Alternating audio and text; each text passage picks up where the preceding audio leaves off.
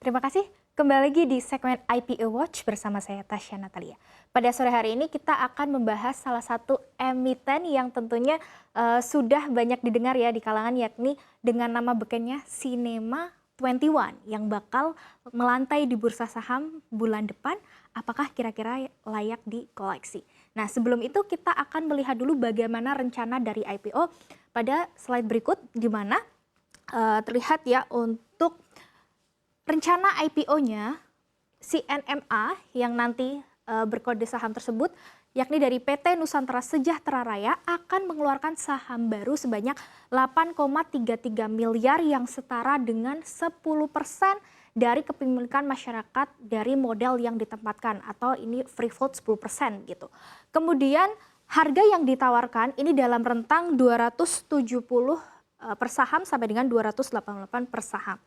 Nah, jika harga ini berhasil diserap seluruhnya oleh pasar, akan berhasil meraih dana segar sekitar 2,2 triliun sampai dengan 2,4 triliun. Yang mana ini bisa mengimplikasi ke kapitalisasi pasar sekitar 22,5 triliun sampai dengan 24 triliun.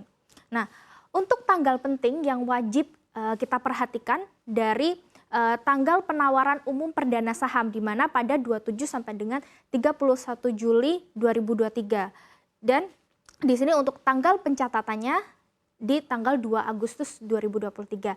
Yang paling penting adalah di tanggal penawaran umum, kita perhatikan bahwa kalau kita ingin membeli, kita harus mengantri di tanggal tersebut, dan di situ juga akan terjadi allotment atau terjadi tawar-menawar ya dari harga yang mana nanti finalnya berapa dari rentang 270 sampai dengan 288. Selanjutnya kita akan bahas juga tentang raihan dana ya yang akan diraih ini kan sekitar 2,2 triliun sampai dengan 2,4 triliun. Nah, kira-kira ini untuk apa saja? Kita lihat pada slide berikut, di mana sekitar 65% atau mayoritas dari 2,2 sampai dengan 2,4 berarti sekitar 1,46 triliun sampai dengan 1,56 triliun ini akan digunakan untuk belanja modal, di mana CNMA ini sudah berkomitmen akan menambah layar baru ataupun bioskop baru di 50 lokasi dengan total biaya sekitar 1,9 triliun. Jadi ini sebagian akan dibiayai dengan kas perusahaan dan mayoritasnya dari dana IPO.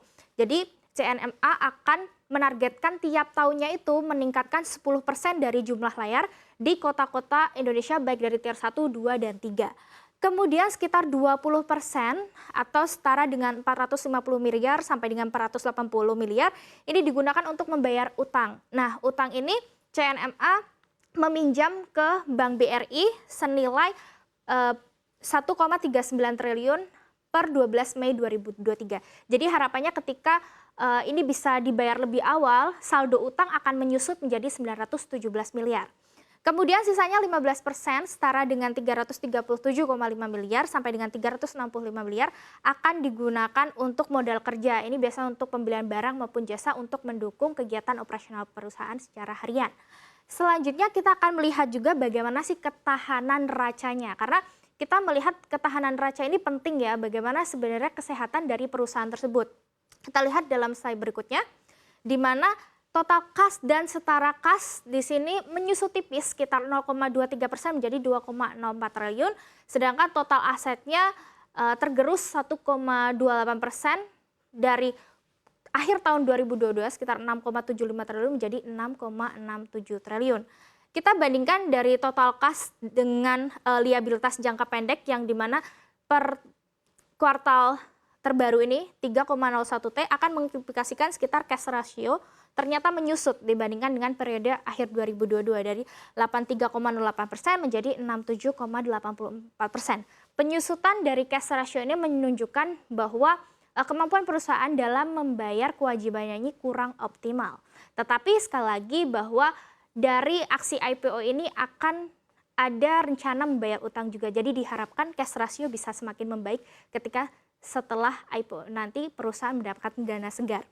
Kemudian kita melihat dari total liabilitas atau kewajiban, di mana juga ada peningkatan yang menunjukkan utang perusahaan itu meningkat sebesar 13,13% secara periode dari akhir 2022 menjadi kuartal 1 pertama sekitar 4,64 triliun. Di sini kita bandingkan dengan modal yang ternyata juga tergerus sekitar 23,58% menjadi 2,02 triliun. Berarti tergerusnya antara modal dengan kenaikan dari utang akan berimplikasi pada rasio DER atau debt to equity, di mana di sini juga ada kenaikan yang cukup signifikan dari 154% di akhir 2022 menjadi 229,20% di kuartal 1 ini, yang menunjukkan bahwa kewajiban perusahaan ini jauh lebih besar daripada modalnya, yang jadi tidak heran ya bahwa CNMA ini memerlukan suntikan dana segar untuk memperbaiki kesehatan dari modal mereka. Kemudian selanjutnya kita melihat dari kinerja laba ruginya. Karena tidak lengkap rasanya kalau kita sudah melihat neraca tidak dilengkapi dengan laba rugi. Kita lihat pada slide berikutnya. Nah, di sini terlihat bahwa kinerja keuangan yang kita ambil berdasarkan data prospektus, di mana sejak tahun 2019 di sini terlihat dari total pendapatan ke 2022 ada peningkatan, tapi sempat ada penyusutan di tahun 2020 karena memang terjadi COVID-19 ya, sehingga bisnis dari bioskop sendiri memang paling terdampak. Dan kita lihat di sini sejak tahun 2019 ke tahun 2022 baik dari total pendapatan sampai dengan jumlah penghasilan komprehensif atau laba bersihnya memang sudah terlihat ada pemulihan, di mana di tahun 2022 jumlah laba bersihnya mencapai 504,85 miliar, ini membalikan dari kerugian di tahun 2021 sebesar 365,80 miliar. Tapi sayangnya untuk di kuartal pertama tahun ini masih membukukan kerugian sekitar 25,58 miliar dikarenakan total beban dan biaya operasi yang masih jauh lebih tinggi dari pendapatannya, sehingga pendapatannya walaupun ada kenaikan tapi ternyata tidak bisa mengkompensasi. Kemudian kita lihat juga sebenarnya apa saja rincian dari pendapatan yang dihasilkan perusahaan, sekaligus kita melihat apa saja sih bisnis yang digeluti oleh Cinema 21 ini. Nah, kita lihat di sini rincian pendapatan perusahaan sebesar 60% ternyata disumbang oleh pendapatan dari bioskop. Biasanya pendapatan dari bioskop ini dari harga tiket ya yang dijual oleh perusahaan, di sini mencapai 530,27 miliar per kuartal 1 ini. Kemudian diikuti oleh pendapatan dari makanan dan minuman setara dengan 35% dari total pendapatan senilai 310,72 miliar.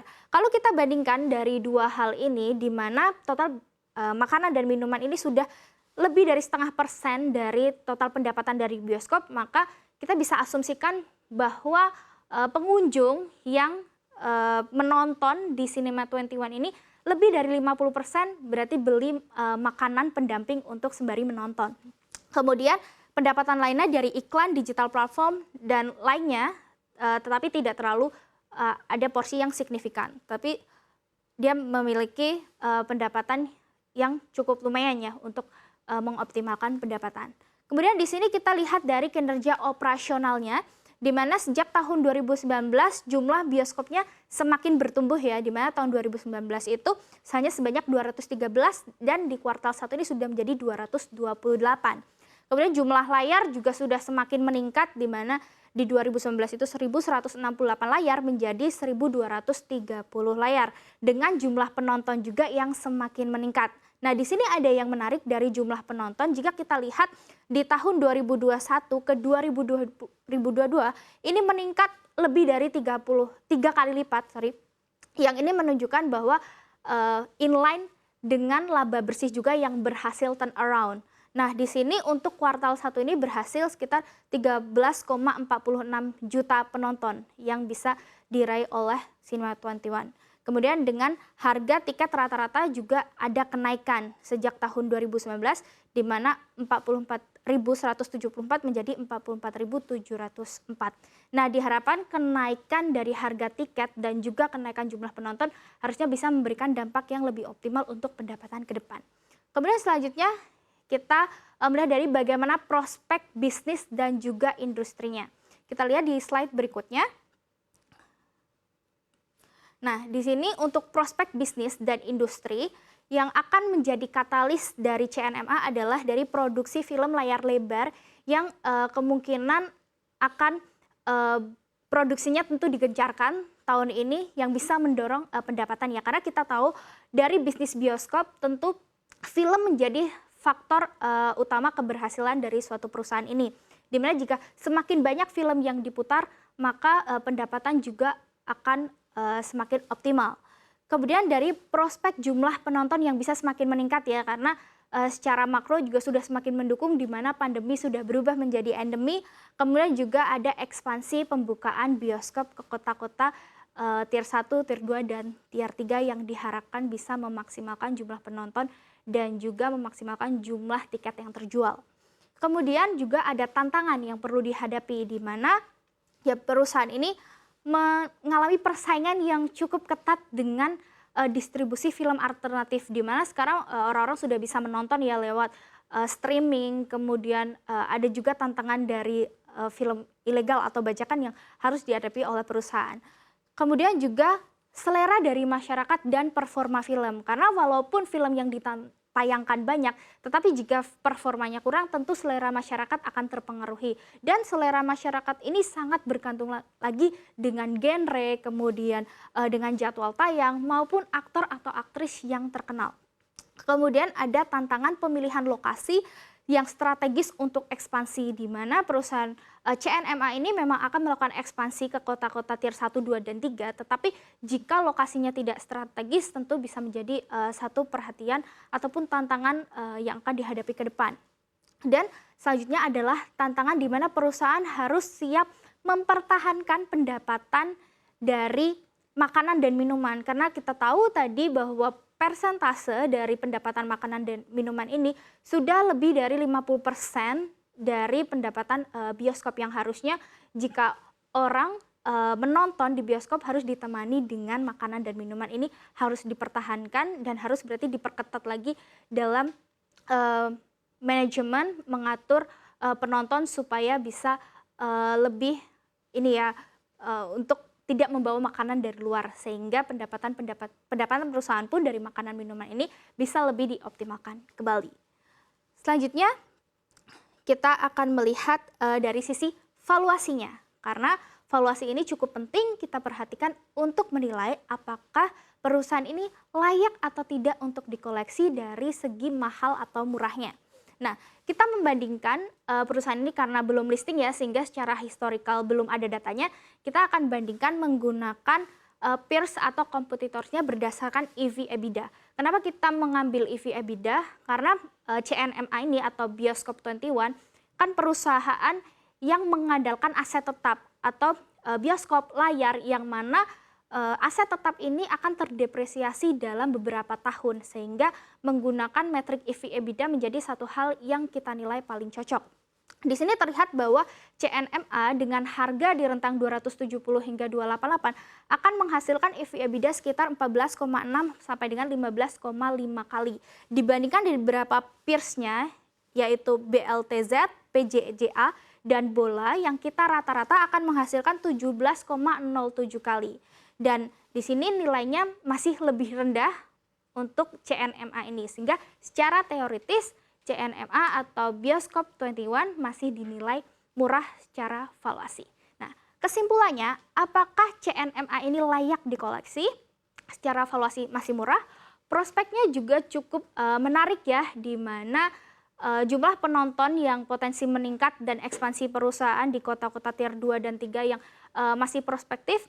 Tapi ada juga tantangan di mana perusahaan ini masih memiliki utang yang cukup besar. Disclaimer on, boleh saja kita berinvestasi, tapi tetap kita nantinya harus melihat juga bagaimana pergerakan secara teknikalnya. Karena ada kecenderungan kalau suatu harga saham di awal IPO ini akan memiliki risiko volatilitas yang lebih tinggi. Nah, sekian dari saya kembalikan lagi ke Syafina.